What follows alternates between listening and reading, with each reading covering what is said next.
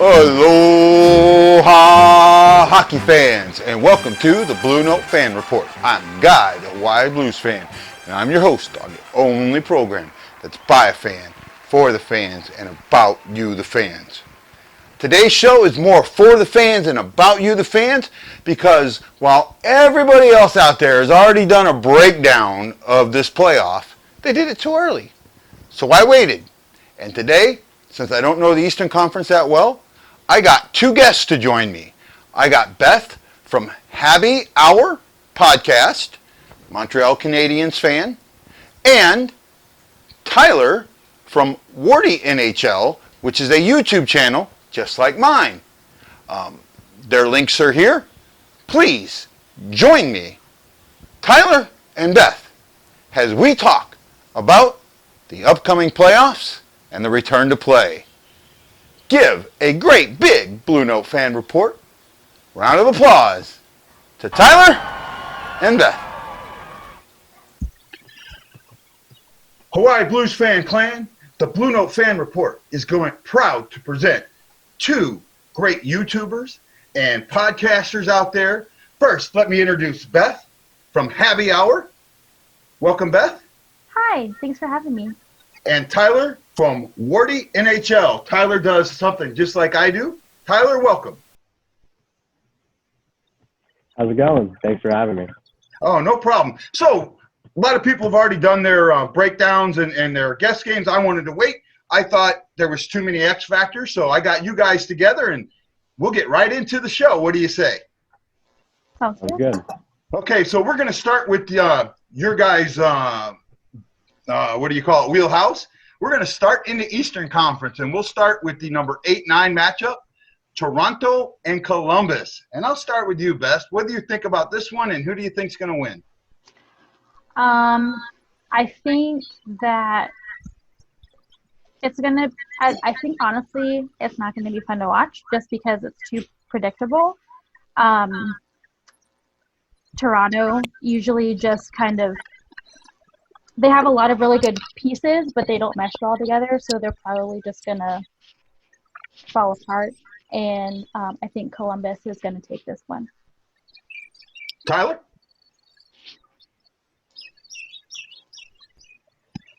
Yeah, this one was tough, too, because when you look at the Leafs, they have one of the best offenses in the league at third overall. But then you have the Blue Jackets, which have one of the best defenses in the league at fourth overall. So it's tough because of just how opposite they are. Honestly, given the fact that they will be in Toronto, it gives the Leafs an edge, in my opinion. They didn't need to worry about traveling much and just staying in the right focus when it comes to actually being in this kind of qualifying round / playoff mentality. So I think those will all factor into how they play. But I think because of the offense alone, the Leafs will win at 5. But I think it will be a very tough series because Columbus's defense has shown, especially since Tortorella became head coach, that anything can happen. And that rookie goaltender, Merzlikins, has really done fantastic for them. Yeah, I'm on Beth's side, though. One of the rumors that I've heard out, and this rumor's gotten pretty strong, and I almost got someone to confirm it as more than a rumor, is that the Leafs want Pietrangelo really bad, and the way that they want to get him is by trading Auston Matthews. Well, that's going to mess the locker room up a little bit. And, Beth, you made a really good point. They remind me of the old-time big wheel bicycle, had all the – because you said that, all these parts that don't mesh well together. Well, that bike, unless you did everything perfectly, you couldn't ride the thing, right? And that's what they remind me of. They got all this great offense, but they have Edmonton of the 90s, no 80s, no offense, no defense. And that's I'm kind of with – I actually think it's going to be 4 for Columbus. Interesting. Yeah, like I said, the only reason why I really don't give Columbus over the edge, given how roller coaster of a year Toronto's had, is mainly because even with Columbus when healthy, that offense is still so depleted versus what it's been just last season. Losing Duchesne, Panarin, and of course Bobrovsky, their goaltender at the time. They lost a lot of crucial pieces there. So because of all those reasons, I think also Toronto being at home, I think it honestly will have an advantage. Many people might think that isn't really a thing, especially given how obscure this year is when it comes to the formatting with having a qualifying round. I think it's gonna go 5 either way. It won't surprise me if Columbus wins, but at the same time, I fully expected Toronto to take advantage of having that offense for sure. No, I agree with you. They do have the offense, but it's just Tortorella, to me, is the X factor. And if he's got those guys believing that they're better than Toronto, like he did last year against Tampa Bay, who knows? So that's why I went there. So we'll move on to the next one, and this is an interesting matchup. The 6-11 matchup is Carolina and the Rangers. Start with you there, Tyler. All right. Well, unbiasedly speaking, I think this is going to be one of the best matchups you'll see, not just in the qualifying round, but just NHL returning overall. Because you have Carolina, who I've been such a big fan of, really over the past year and a half, 2 years. You know, coming out of this kind of rebuild finally and really looking like a fantastic roster. But then you see how they match up with the Rangers, and not just between Carolina not wanting to play the Rangers, being one of the two teams that didn't want to do these qualifying rounds along with Tampa Bay. I think that gives the Rangers an upper hand mentality-wise, knowing that Carolina really didn't want to play them. And the Rangers have had their upper hand this year. They won the series against them, I believe, this past season 4-0 or 3-0. I don't know why I'm getting games confused. But in those games, though, even though the Rangers swept Carolina, half those games, Rangers should have lost those games. Carolina absolutely dominated the Rangers, and Henrik Lundqvist just stood on his head, the best he played all year for them.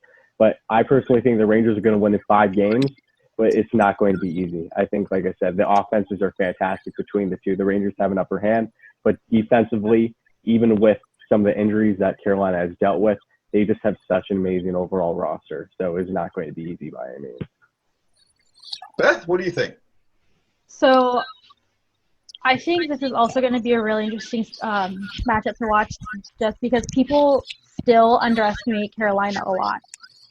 They have done a lot to improve in every area the last couple of years, and the Rangers are one of my favorite teams to watch. Even though they're in my conference and all that, they've always just had that. I'm sorry for using because they've had that je ne sais quoi. They just had that oomph that you look for in a hockey game, and they've had a little bit of a rough time recently, but they've also done work to change things up and figure out what they need to fix so they can become and remain contenders. And they're not just they're not the old New York Rangers anymore. So picking somebody in this is difficult. I honestly think it could go either way, but to pick one team, I'm going to say the Rangers in 5. Last year I absolutely slept on Carolina, and a friend of mine that does the show that sometimes co-hosts with me, Mike, kept saying, no, man, them bunch of jerks they're going to be it. And, I just see that the Storm Surge has brought them together as a team like only one other team in the league that I see so far. And I think that's enough to get them over hurdles, even not wanting to play. And I honestly don't know if it was not wanting to play the Rangers or not wanting to deal with some of the other things that were going on with the way the playoff was going to do. I think the one thing that they didn't want was the hub cities. I think that was something they were concerned about, was the hub cities. And I like them in 5. I like Carolina in 5. I'm not discounting the Rangers, bud. I'm not. I think that, like Beth said, this one could go either way. This could be one of them triple overtime game 5s. That's what I could see. Well, yeah, Beth. Go ahead, Tyler. Sorry to cut you off. No, you're good. No, I agree. This one can really go either way, and I can happily say that if the Rangers win and go into playoffs, I'll be ecstatic, of course. But if the Rangers lose, it's not going to bother me one bit. I'll be rooting for Carolina all the way as one of my favorite teams to watch go into playoffs. Like I said, they've been really fantastic, and even though the Rangers have had their upper hand, it is kind of an odd kryptonite, and I'm not sure if that's necessarily going to transfer over into the qualifying round. So just more reasons to be excited about the two, but it's definitely going to be entertaining for sure. Oh, I agree. So now, Beth, we're going to slip into your wheelhouse, and you get to go first on this one. This was the number 5 seed, the Pittsburgh Penguins, against the number 12 seed, the Habitants. Okay, you get to go first, Beth. So,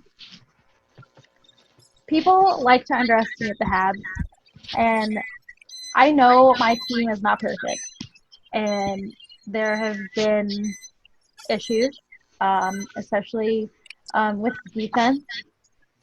However, we finally have everyone healthy, including Carey Price, who players cited as not wanting to face in the playoffs. They didn't think it was fair to go against Carey Price in a best of 5 because they think he'll steal the game.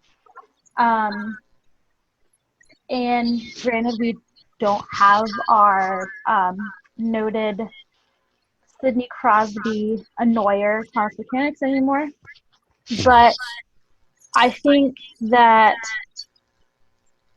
Habs are going to give the Penguins a run for their money. Zach Aston-Reese said earlier today that he has no idea who is on the Habs first line. So if you don't know who you're playing against, that's kind of not good. Like, I think that you should know your opponent and be able to think about how to best go attacking your opponent. And I'm trying to be unbiased here, but I think the Habs are going to surprise everybody, and I'm going to say Habs in 5. Interesting. Tyler, what do you think, boss?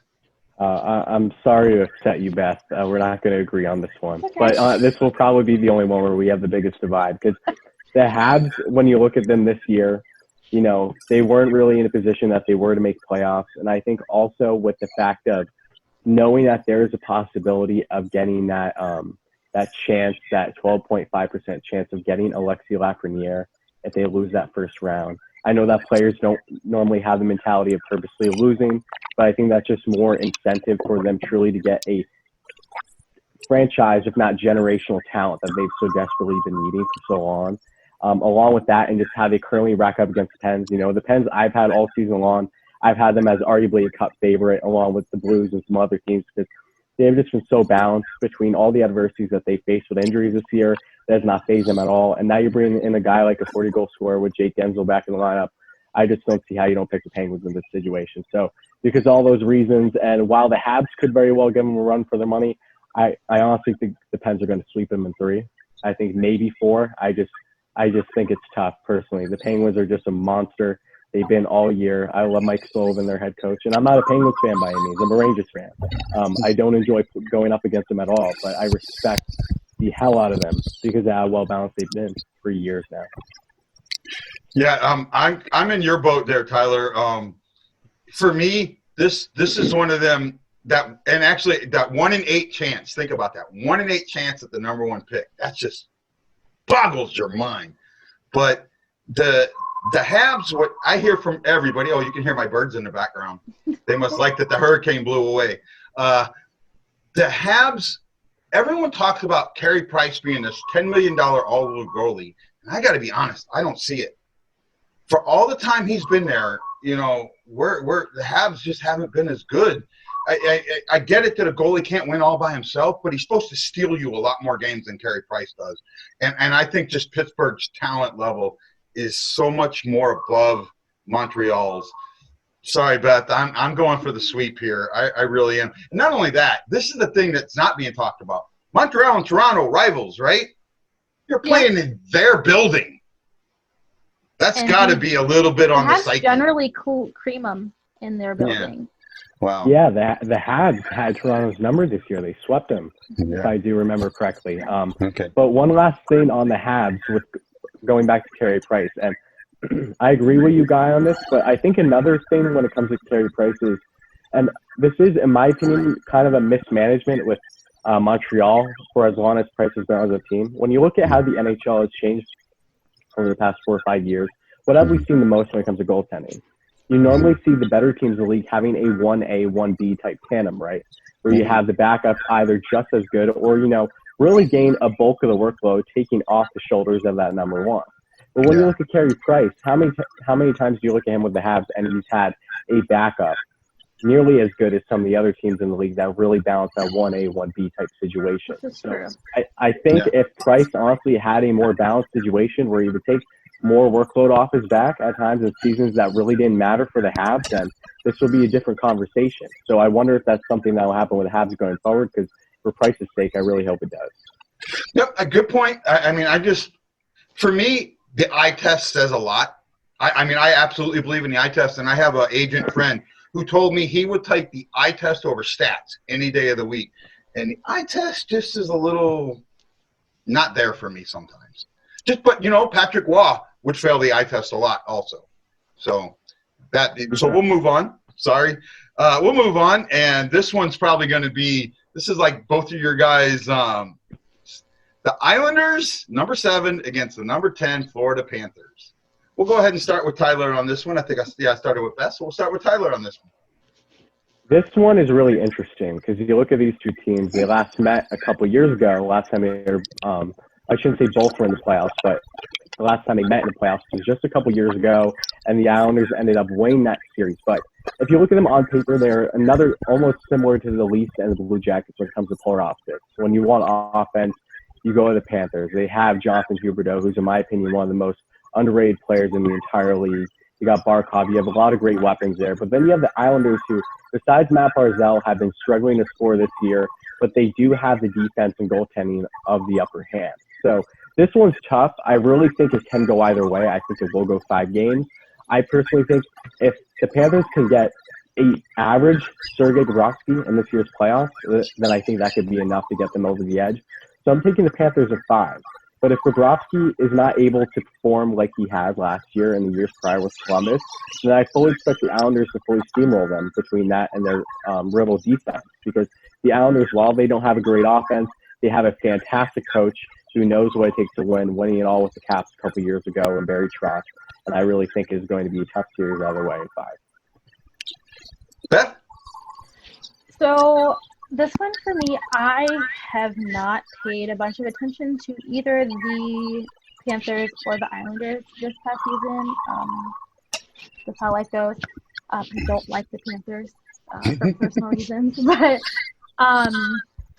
I think this is going to be more, honestly, of a coach versus coach matchup because you got the two most winningest active NHL coaches, and they've both now won Stanley Cups.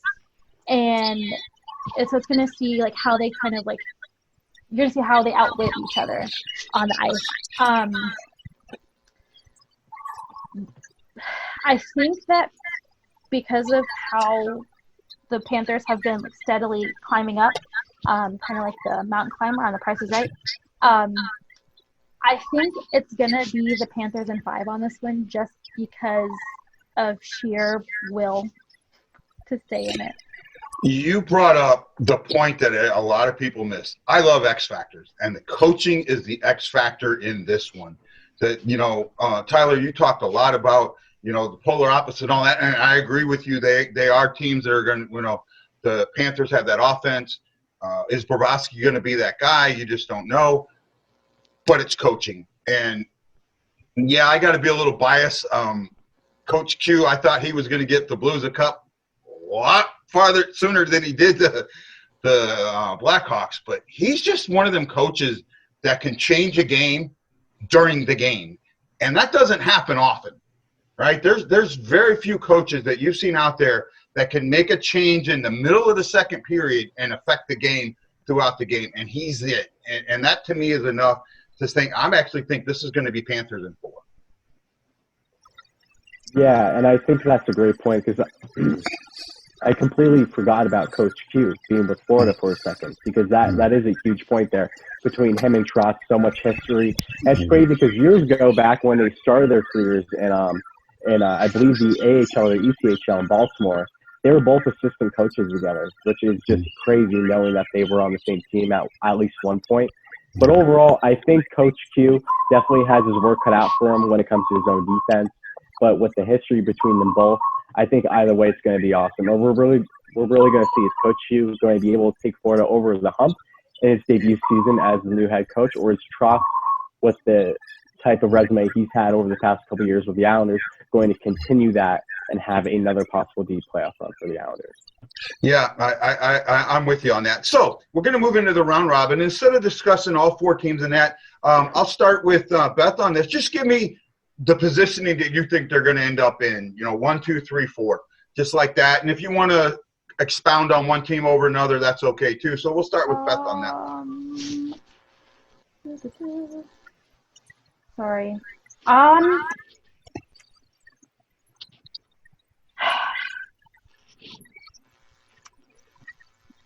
Boston, Philly,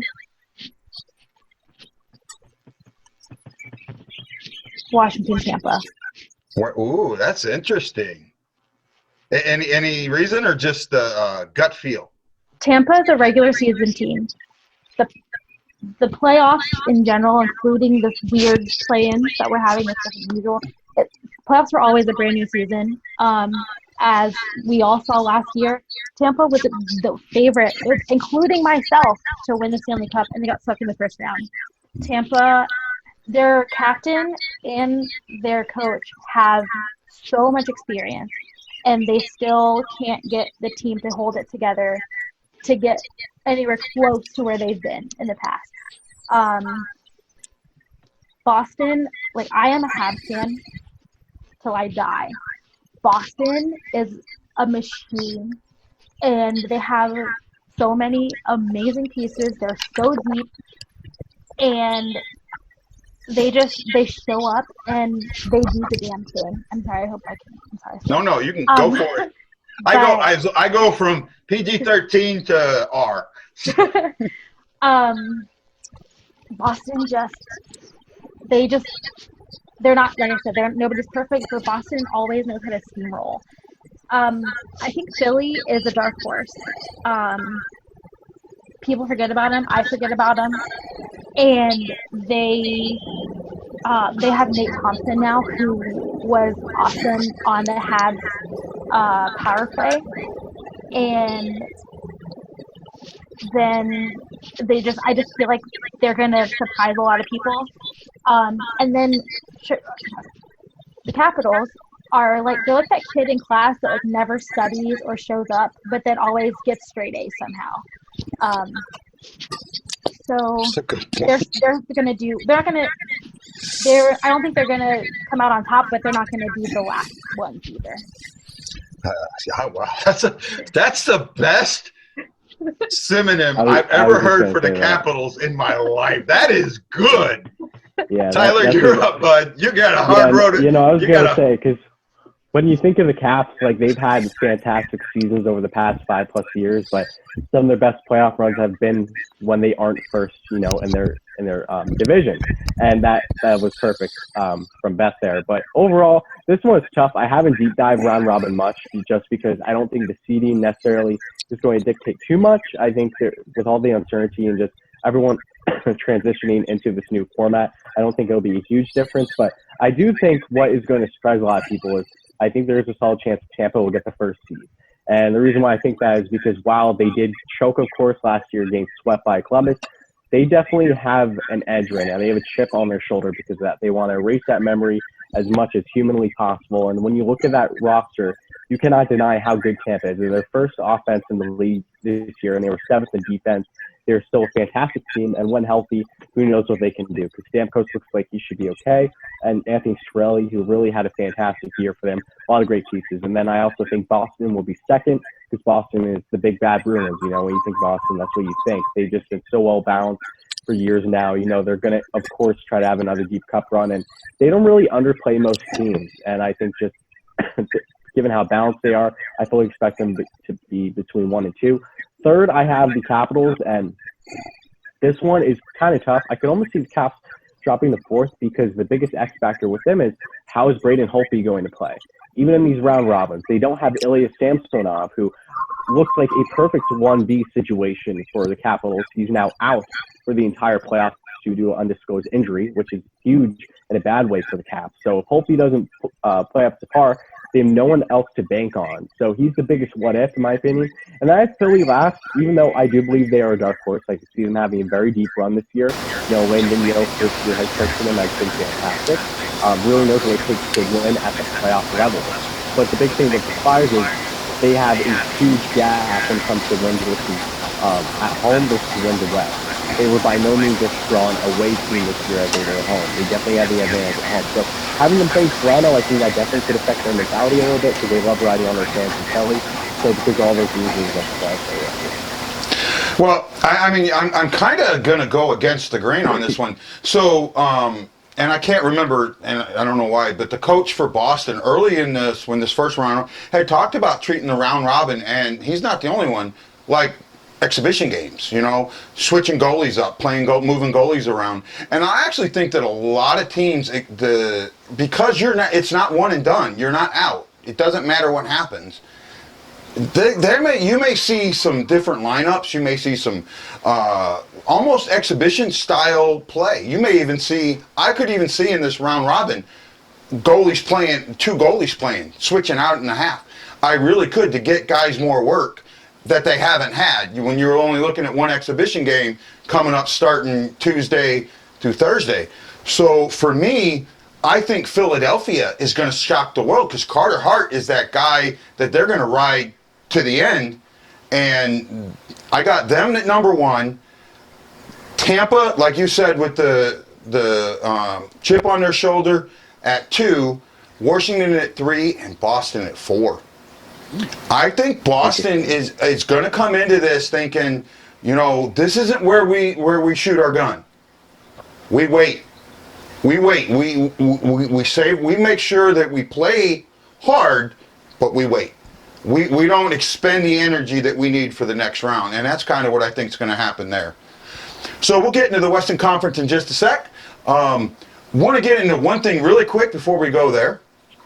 What I want to get into is today the NHL released their testing results for COVID-19, and out of all the tests they did, they had no positive test. That is amazing news. Any thoughts on that, Beth?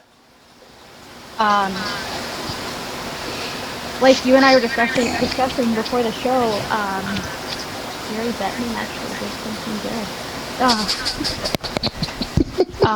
I mean, we see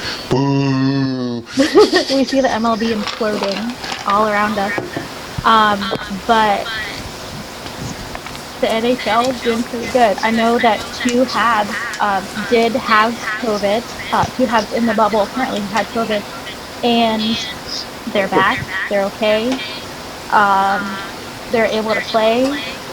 So the NHL is doing something right. I'm happy about it. Tyler? Yeah, no, honestly, I do give the NHL credit. Do I think that they're going to have no COVID positive tests going forward? No, of course there are going to be some players, at least they get it. That just seems imminent. But out of over 4,000 tests within this last phase, they've had 0 positive over the last week. I think that's fantastic for them. One less thing that they have to worry about, of course, and everything that they've been doing has been great for the most part. Some people have viewed this as maybe a little bit of overboard in the process they've been doing everything, but so far it's so good, so you can't really critique anything there. Like Beth said, hats off to Gary Bettman because he has been playing his cards right here. It's going to be interesting to see what happens going forward because the biggest thing that we know when it comes to hockey players is that whether they're hurt, have a broken foot, or big illness, especially in playoff time, the last thing they want to do is play you out. If they're in a deep playoff run, and that's just the mentality of a hockey player, which is a good and a bad thing. It is a bad thing, of course, when you have any type of illness. We looked on a couple of years ago when the NHL was swarmed with mono, or the mumps, I should say. It was ridiculous. Like, I remember seeing Crosby with whole face blown up and everything. I think we will see some similar fate like that, unfortunately. But as long as nothing is too serious, then I think they'll be okay, especially knowing they're in these hubs. So whoever gets COVID, it's not like they're going anywhere far. So it's just about them resting. Time is just the biggest factor with all this, unfortunately. If anyone gets it, they have to be resting up for at least a week or so until they're feeling better. Then they have to continue to get tested to make sure that they're not positive anymore going forward. And, everyone that they interacted with. But so far so good with the NHL, and I'm gladly surprised. Believe it or not, I'm not concerned with the players getting it. These players, for the majority, with the exception of Pat Maroon, chubby but effective, they're very fine-tuned athletes, and their bodies, their immune systems are really strong. With it's one exception I forget. Somebody has, and I can't believe it slips my mind, is a type 1 diabetic, and I don't know if he said he was going to play or not. Was he on the Habs? Max Domi, Max Domi's Yeah. playing. As far as we know, Max Domi's playing. And don't like Capo Caco have it? Yes, yeah, Capo he's diabetic and he has celiac disease. It doesn't seem like he was really ever in doubt of playing. It was just basically up to him the whole time. That's what management was saying. And he said, yeah, no, he's good to go. It never seemed like it was going to be a huge X factor for him, which is good because I'm obviously excited to see him play at this kind of playoff type level. Yeah, like I said, go ahead, Beth. Oh, I did, last week it was announced that Max Domi was going to practice and likely play. And people were freaking out, so I did a whole bunch of research about type 1 diabetics, immune systems, and all that stuff.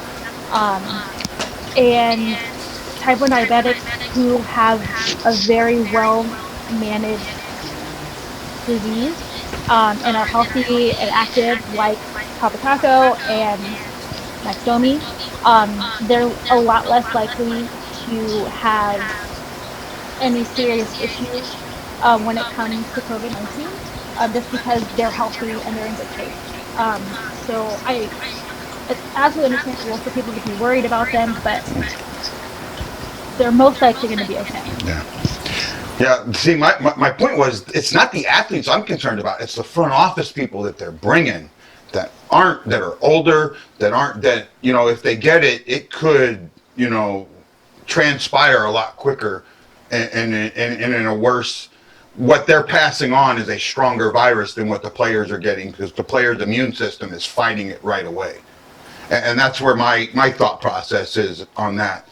But it's good news. The NHL, Gary Bettman, has done something right, and you got to hand it to him. So now, how about we move into my breadbasket, the Western Conference. And we're going to start with the 8-9 matchup, and this is actually my favorite matchup of the of this whole thing. Calgary and Winnipeg. Two teams with big old chips on their shoulder, duking it out. I'll start with Tyler on this one. Oh yeah, I'm really looking forward to this matchup too. I've had Winnipeg as really a dark horse team for a couple of years now. I really would have thought that they would have made the cup by now. So the fact that they haven't has really surprised me. But the Jets are in a very interesting situation because even though you probably know they lost that whole right side of defense this past offseason between Dustin Buckland, Jacob Trouba, the list goes on, and Ben Sherrod as well, who's now a Hab. When you look at the Jets, their goaltending has just been immaculate. Connor Hellebuyck, in my opinion, is an easy Vezina winner this year. Just has stood on its head. A huge bounce back this year. The Jets have a very strong offense. They just need to click on all cylinders because they have guys that really aren't necessarily playing up to par. Like Patrick Laine isn't necessarily the goal scorer that was expected of them this year at least, but he is playing up the assists. Kyle Connor, who's been their best player, in my opinion, 70-plus points that winner. Plenty of great weapons. But then you have the Flames, too. The Flames have been known for being this offensive juggernaut, kind of struggling in the goaltending category. Now this year they have focused heavily on defense since having their coaching change, and that has affected some of the players like Johnny Gaudreau has put up, not terrible numbers, but definitely numbers that aren't nearly as great as what they were in the past for him. But then you have guys like Matthew Tkachuk, who you would love to hate him type thing because he's just such a snarly player that would really be perfect in playoffs in my eye. And then you have other good pieces there, and the goaltending is the biggest piece for me between, of course, having David Riddick and Sam Talbot. They've been solid, but I don't think that's going to be enough for them. So because all those reasons, I have the Jets winning in 4. I think the Jets are really going to surprise some people this year. Their defense is definitely suspect, even though it's ranked 11th this year, but that does go hand in hand with how Jim Howell up there. So, like I said, for all those reasons, I have the Jets winning 4. Good choice. Beth? So I've been paying more attention to the Ducks than I have Calgary this past season. I think this is going to be a matchup people watch partially because it's the only all-Canadian matchup. And Canadians get excited about all Canadian anything. But like Tyler said, like I think the Jets are a dark horse. I have expected them to go a lot further than they have in recent seasons. But I get the vibe that this is going to be like one of those epic battle scenes at the end of an action war movie. Like it's just going to be two big, massive, awesome armies going together for a really big battle. So I'm going to say Jets in 4. Well, I like that Army battle, but being a Navy man, I'm going to say this is kind of the Battle of Midway, where it was a huge battle that the two fleets never seen each other, and this is a goaltender battle. This is going to be a goaltender battle. It's going to be the guy that's sitting on the side, the aircraft carrier, guiding everybody through, and that's what's going to be important, I think.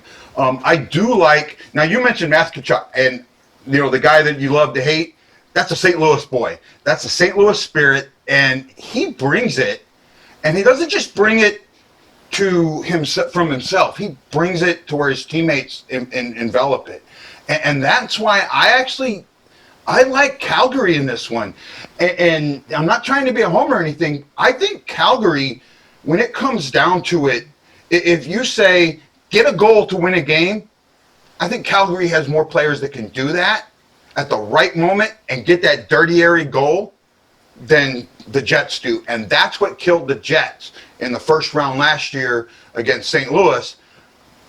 That game 5 where Schwartz scored with 15 seconds to go. I was watching that game. Yeah. They put a dagger in the Jets, and I don't think that dagger's ever come out, to be honest. And that's why I'm kind of thinking the Flames in this one. I know I'm weird. Flames there, guy.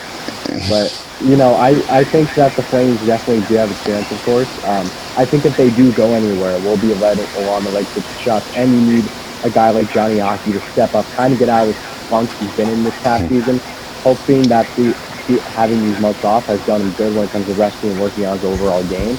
But I'm really excited for this series a lot. I think the Jets, especially because they haven't had a deep run in so long, that's such a big chip on their shoulder. And then Calgary's in a very similar situation. So either way, I think it's going to be great for Canada overall. I really hope that we see at least a couple teams from Canada being in the playoffs this year. It's about time.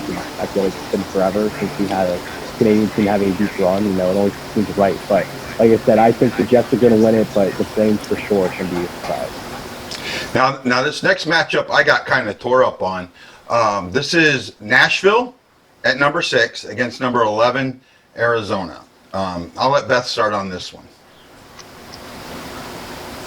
So, we all know what happened with Arizona yesterday.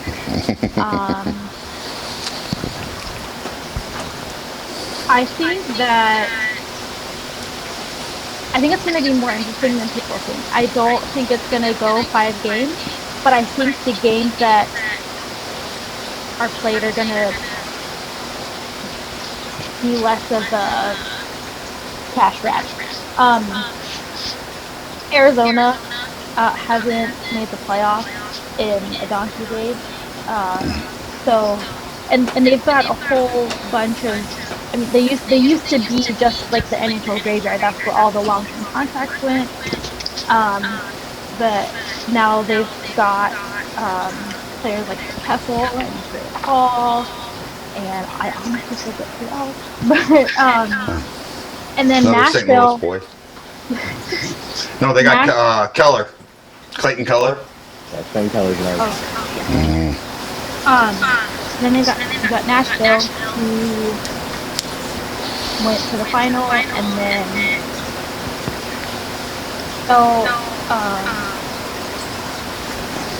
and I honestly haven't followed Nashville a lot this season. Because to me, maybe I'm missing something because they got a little bit boring. So I think this could go either way, just because Nashville has, Nashville is pretty okay, and then Arizona is like kind of coming in. We don't know what they could do, but I'm gonna say Nashville in 5. Tyler? Yeah, this series is definitely one of the most interesting ones with pretty much being up in the air for a lot of reasons. But I want to mention the Blues quick because when you look at Craig Berube, you have to mention him now when it comes to how the Blues head coaching change midway through last season has drastically affected the NHL today.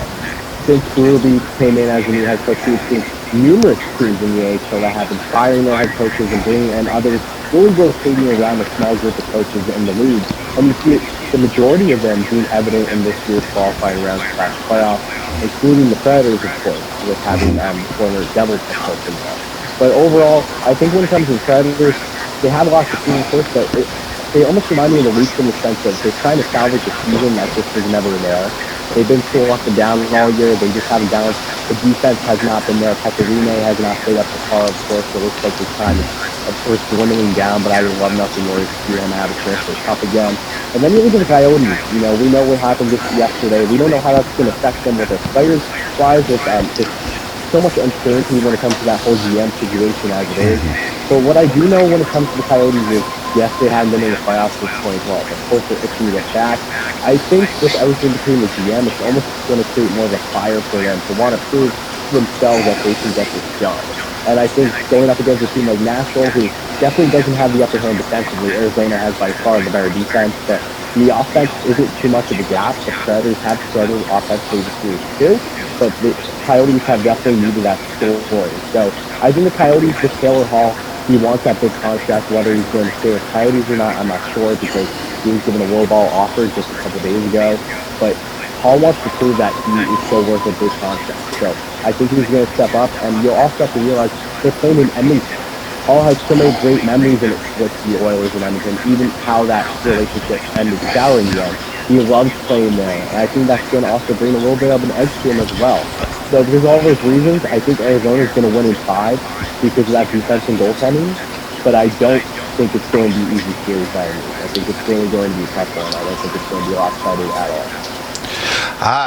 I'm sorry, but I gotta politely disagree. Nashville to me is that plain, unassuming girl at the party that you see standing there and you talk to her for a little bit and you think, I'm not sure. But then you take her out, just you and her, and she's a bombshell. Nashville's that type of team. They're a surprise team. They went 3-0-1 against the Blues. Or no, 4-0 against the Blues. Pardon me, 4-0 against the Blues. The Blues were 0-3-1. 4-0 against the Blues, and they know how to play dirty, gritty hockey. And you talk about the Craig Berube coaching change. It wasn't the change as much as it was the style, what he did.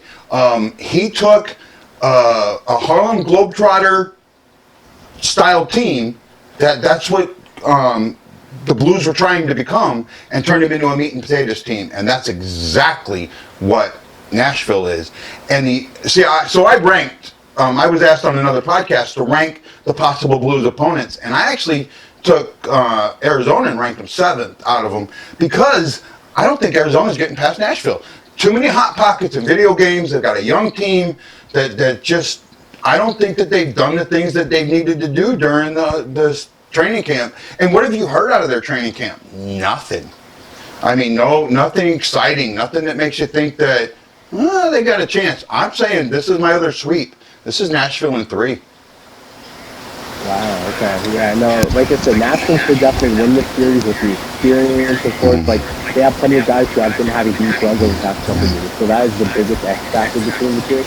Like I said, I just personally think Arizona has a chance to take advantage of a team that has really been a roller coaster all year long, with a defense that has been the worst when it comes to Nashville in quite some time. When you think of Nashville, you think of their defense. They have all this great homegrown talent over the years, between Ryan Peters, Shea Weber, Seth Jones, etc. But now you have a situation where their defense and goaltending is their biggest flaw. So is Arizona able to take full advantage of that?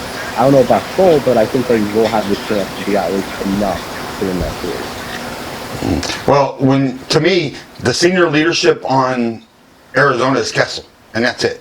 That's the only guy on there that's got real deep run playoff experience.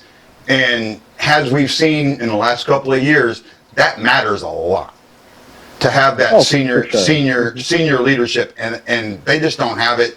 And I'm sorry, I think that this GM change has a lot more to do with, and you talked about the Tyler Hall low ball, the ownership will trickle down. That bad ownership will trickle down to the players. You got to want to play for a team, and if you don't want to play for the team, disaster. Yeah, like I said, this could either go heavily in their favor or heavily against. So I will be perfectly fine blaming my ton if it gets swept in 3 on 2, but I think just for also the sake of wanting to see the Coyotes back in the playoffs, they have that. Oh, no problem. So we move on to my favorite matchup in this group.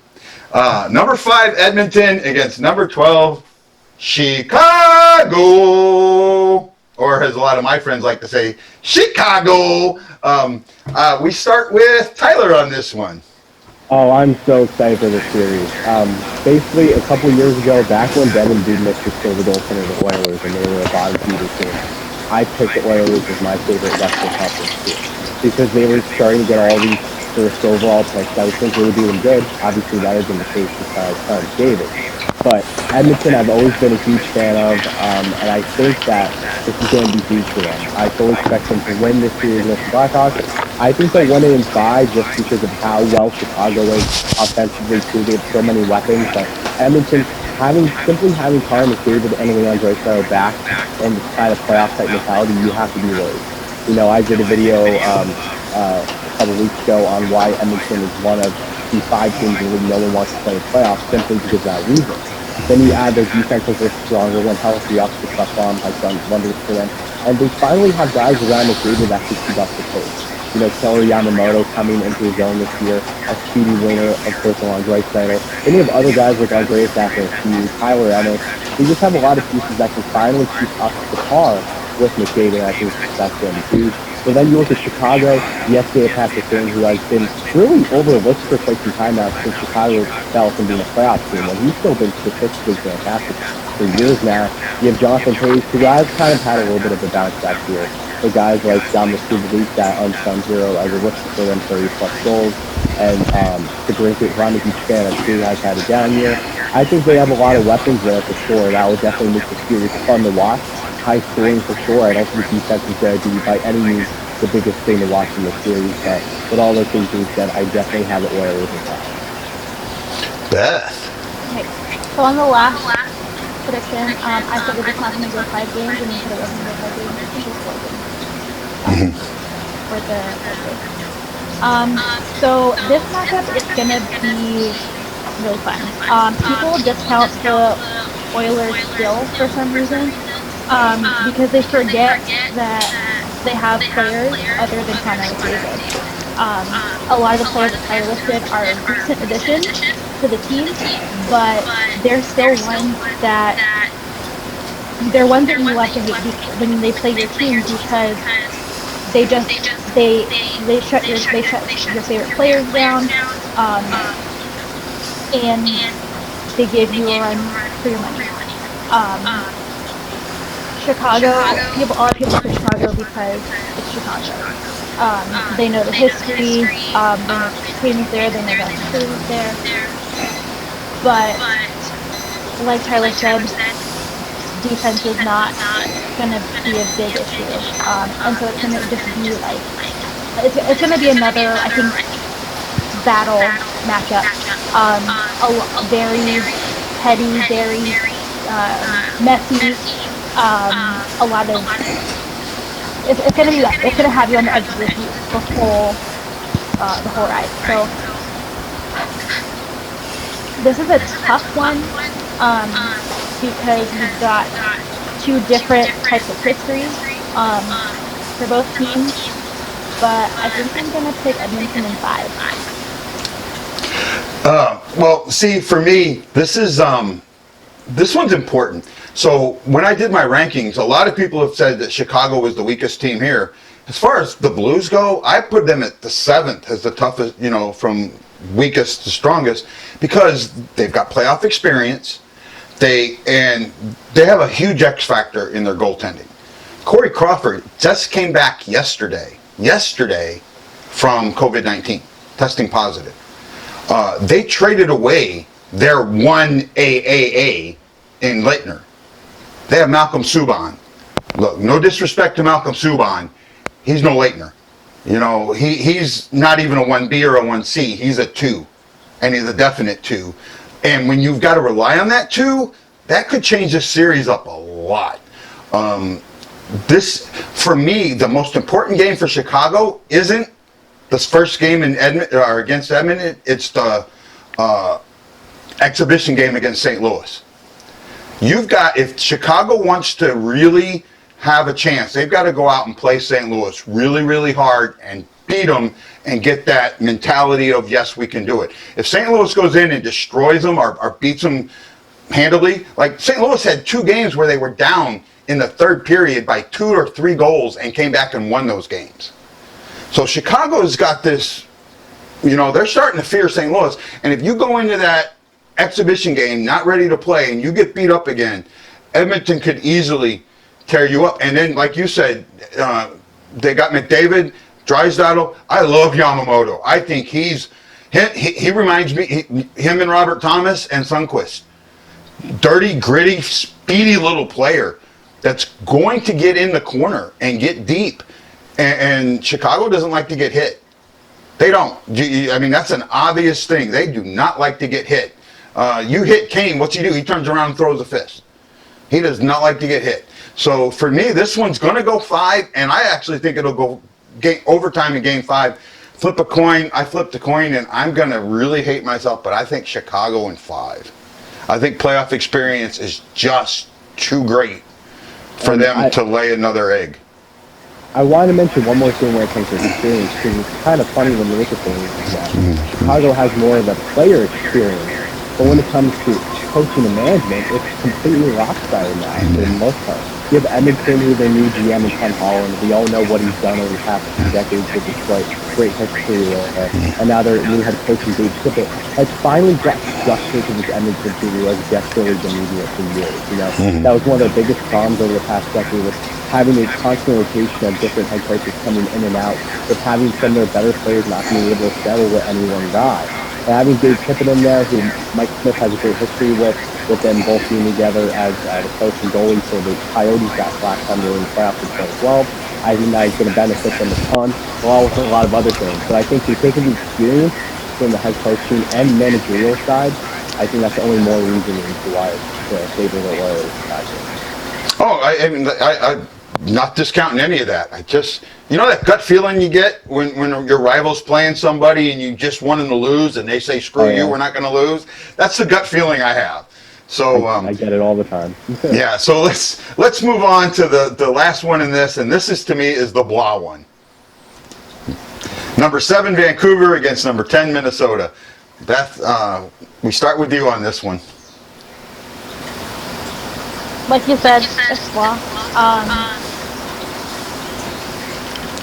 The Wild had a year or 2 where I think it was more like goaltending kind of stole their season for them, and that people were excited about what they were doing, and they made the playoffs and then were out pretty quickly. Vancouver has been slightly better, just because Pettersson's fun. But this, like, I forgot this was an because nobody's been talking about it. I think that just based on what I remember, I think it's gonna be Vancouver in 4. I've seen Vancouver play, so that helps. That does put the scale a little more in their favor. It's just seeing what they do, and I just think that they're going to be able to edge it out. Tyler? Yeah, I think this one is easily going Vancouver in 4 or 5. If I had to do a coin flip, I guess I would say 5, just because when it comes to these qualifying round series, they're all going to be rusty to begin with. So I feel that I can really go back and forth in the beginning of the series. But I have Vancouver in 5, and here's why. When you look at the Canucks roster, they're finally exciting. You know, they went from being sluggish for a while with the Sedins at the latter years of their careers, not really having anyone around them for quite some time. Now they have not just Elias Carson there, J.C. Miller, who they really got hurt, even though they had to trade like 2 first picks for him during the camp. They Lightning Miller has had a career year, 70-plus points for them. And then you have, of course, when you have to before that, who's one of the better two-way centermen in the game. Brock Besser, who can shoot the puck, who unfortunately has dealt with injuries this year. And then you have Tyler Toffoli, who could really be an X factor, given the experience he's had in playoffs with the Kings. I can fully expect him to get hot for them in that top 6, top 9 for sure. Quinn Hughes on that blue line is going to contribute greatly for them. One of the best young defensemen in the league, offensively speaking. And goaltending, too. Jacob Markstrom, when healthy, is looking like an almost Vezina candidate this year. And then you look at the Wild, they just were a team that no one expected to really do anything. They exceeded expectations halfway through. Kevin Fiala really made that trade between him and Michael Granlund last year. Really was lopsided at this point. Fiala's been playing fantastic, rightfully so, for the Wild, but by far their best player right now. Paisley's still been putting up the numbers in his older age, but they just don't have enough pieces. I think the Wild have too much of a gap between those with veterans and youth. They don't really have much in the middle there. The goaltending, I'm very suspect on Devin Dubnyk has not been the Dubnyk of old this past season, and same thing with Stalock. I don't trust that tandem. I think the Wild definitely need to continue this kind of rebuild retool. So I'm definitely taking this amount of time. Wow, Tyler, you did something I didn't think was possible. You made the most blah game almost exciting. I look at the positives, right?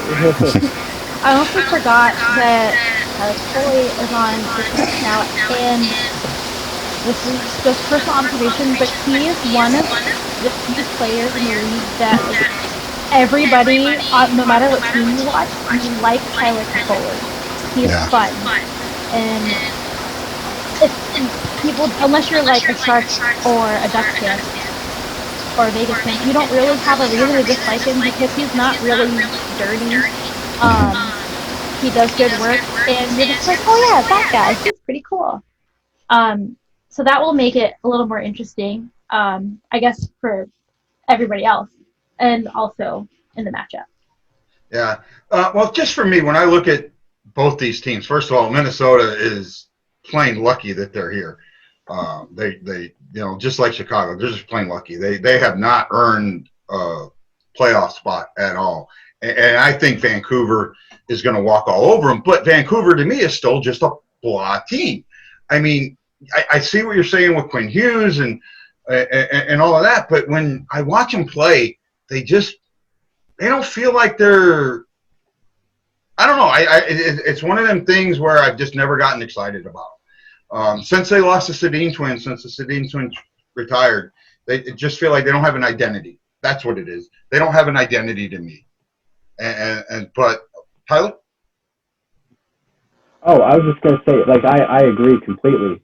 And it makes sense why you would feel that way, because Vancouver is finally in a position where they're basically on the cusp of being a playoff team. So they're searching for that identity right now. They have a lot of youth in that roster that is really helping to develop it.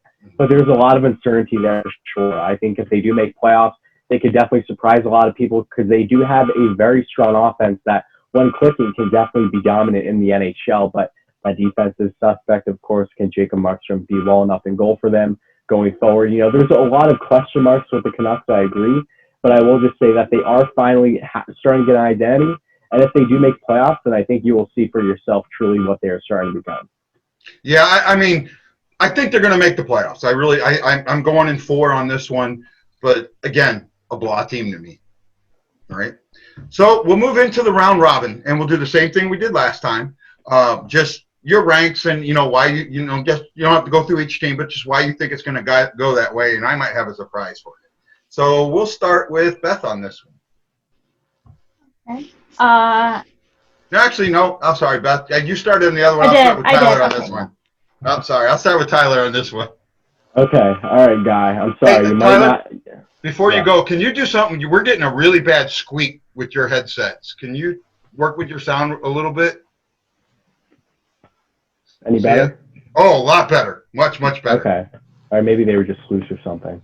Yeah. But I think this one was really, this can be really up in the air too. I'm not too sure. But personally, from knowing how the Avalanche were playing this year, it's really hard to go against them at 1 because even, especially with them all healthy, I think they're going to be such a tough team to beat. And given how young they are too, I just think they can transition right into the return to play right away and play fantastic. I had the Vegas going like the 2nd, and I know that might upset you seeing the Blues at 3rd, but the reason why is the Blues are almost similar to Boston, where I'm not saying that they're going to take things lightly, but it obviously isn't necessarily their main focus. They are going to try to get into this playoff mentality and everything, but I think regardless of their seeding, that isn't going to phase them. You know, we know how they went last year, being the worst team in the first half of the season to then having an amazing run in the second half and making playoffs, having their run. And then I have Dallas at 4th because Dallas offensively was one of the worst in the league this year. Their defense was one of the best. Ben Bishop is still one of the best goaltenders in the NHL, but they just don't have any depth scoring on that roster. It really worries me. So because of those reasons, that's why I have Dallas at 4th. But Vegas, I think, might surprise some people. Given their history, you know, they have unfinished business. It won't surprise me at all to see them have another deep run. And they have the best 1A, 1B goalie tandem in the league now when you really look at it. Between Fleury and Lehner, and one guy falls short, the other guy can step up. It reminds me a lot of, better than Boston, in my opinion, with Rask and Halak. And the Rangers have a really good 3-headed tandem, but still, Vegas is 2-headed tandem right there. I think looks fantastic for them and will benefit them a ton. Beth? So Tyler and I are pretty much, I think we're the same on this. The Avalanche, they're a mountain. They're hard to go against. They do really well almost all the time. Vegas, they have that chip on their shoulder, and they're not that different from who they were 2 years ago. So there's really not that much reason to discount them very much at all. And like Taylor said, they have that goalie tandem now that is they got a veteran and they've got a veteran who is young and who is or younger and has done great things. So they don't really have to worry about any issues there. The Blues, they have to go somewhere, and I don't want them to be last in this situation. And then Dallas is just, they're not cohesive. Watching them play, it's like watching somebody carry a stack of wet plates. Like it's just like they're gonna fall, and you're just waiting for the crash to happen. So yeah.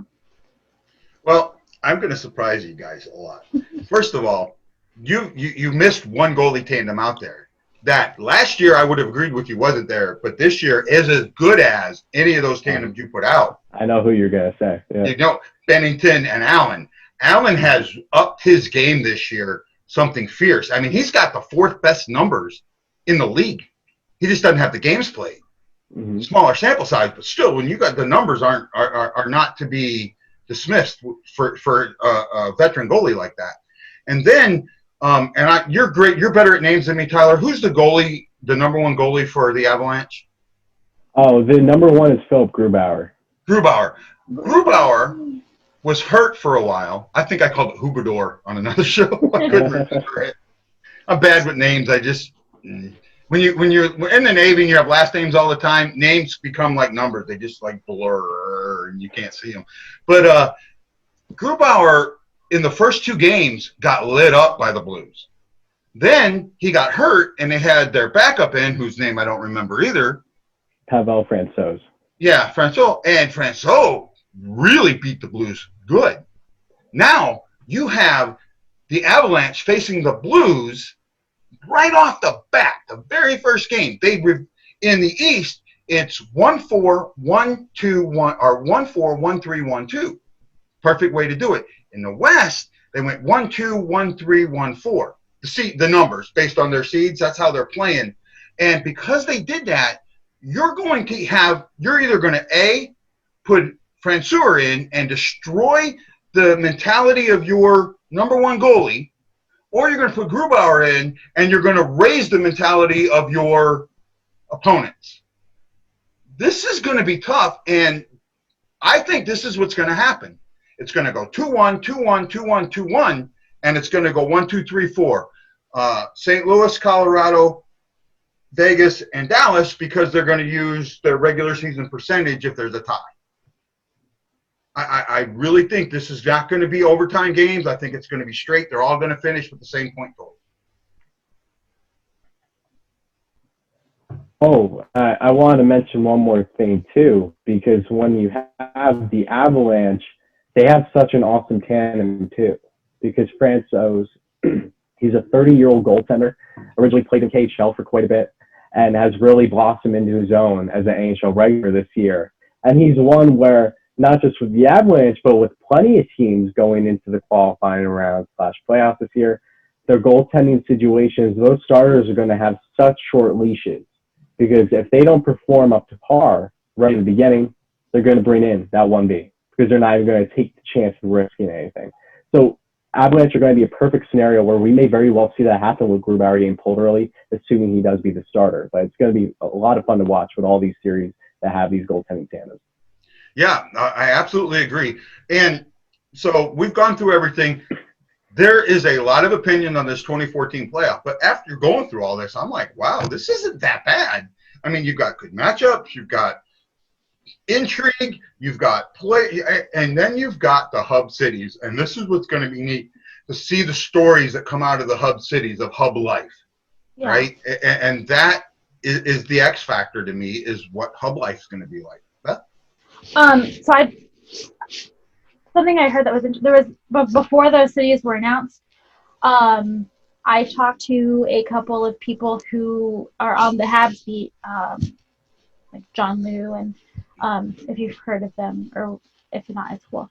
But just people who report for the team, and a lot of them were suggesting that they would have the Eastern and Western Conference teams switch cities to prevent any advantage, and that didn't happen. And so I think that I don't know, honestly, just like, I think it's weird just because of how the NHL usually goes about things.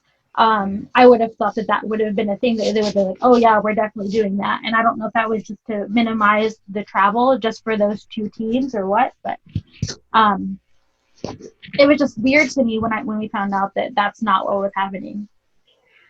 Yeah, I agree with you. I thought they should have switched too. But when you look at the travel, I mean, Edmonton for the Western team is kind of central to everybody.